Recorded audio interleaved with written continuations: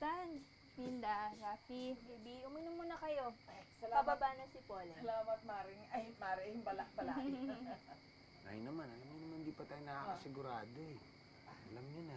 Ay, Aling Pasing, okay lang ba kung shot na lang yung akin? Kahit isang alak lang. Huwag mo na ngayon. Usap.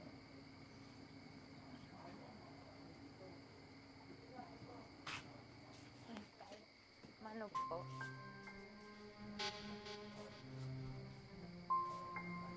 Sinabihan na kita. Hindi ka nakikinig. Kakatay kita! Umalis na kayo! Umalis na kayo! Ayoko na makita yung pagmumukha mo! Na, tama na.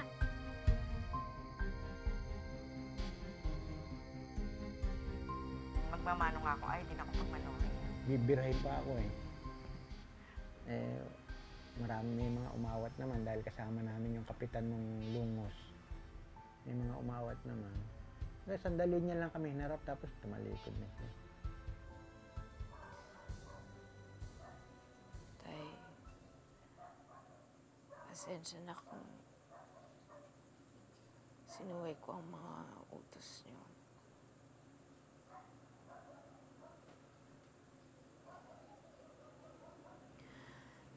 Pasensya na rin kung nasagot ko kayo dati.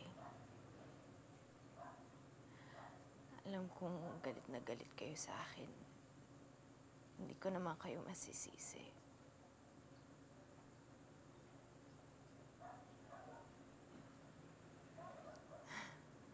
Naalala ko nung bata ako. Nung tinuturuan niyo ako kung paano magbilang at magsukli sa tindahan. Lagi ako nagkakamali.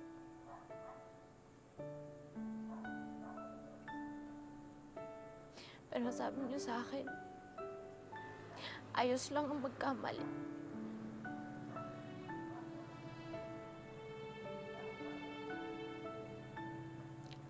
Ayos lang ang magkamali dahil lahat ng mga tao ay nagkakamali at doon tayo natututo. Pasensya na tayo kung isa ito sa mga pagkakamali ko sa inyo. Pero sana mapatawad niyo kami ni Rafi.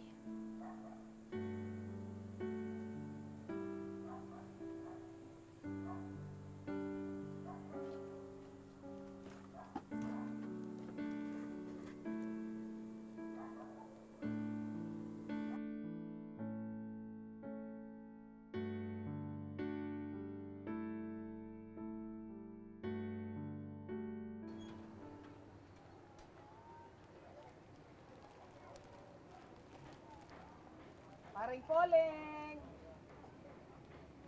Seryoso ang pamamanhika na to.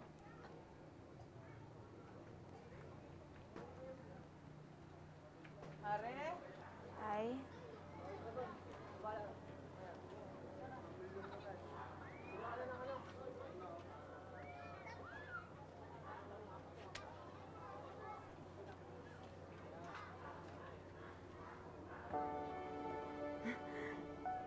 mano po?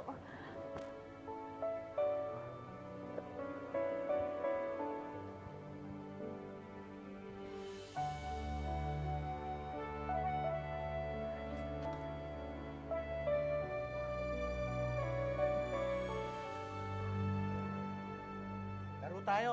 Ha? Gaganti ako. Kung dati minalas ako at sinuwerte ka, ngayon hindi na. Sigurado ka? Panasahe mo. Oo ba? Meron tayo, Mare. Sige. Game.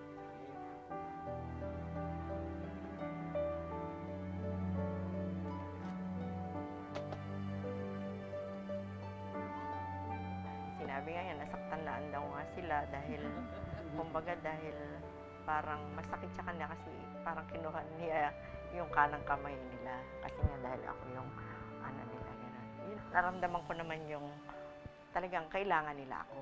Kasi nga sinabi nila, yung pagka-asawa ko ay nawalan sila ng isang kamay.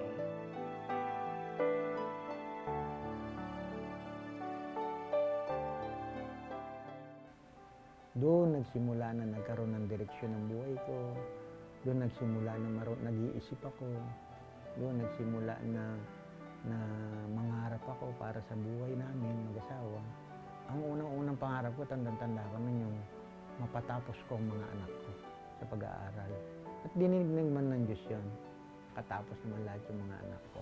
Mga panahon minsay matamis, minsay mapait. Kahit gano'n man kasakit, walang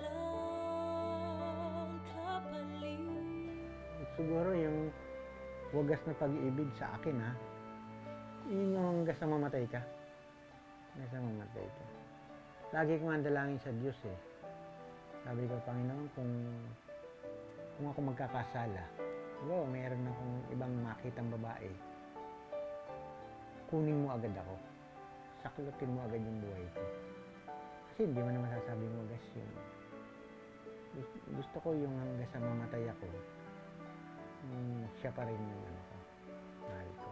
Bihira ang araw nang hindi siya mag-I love you sa akin. So kaya kita ko doon yung kanyang wagas na pag-ibig. Ako si Rafael, At ako naman si Baby. at ito ang kwento ng aming wagas na pag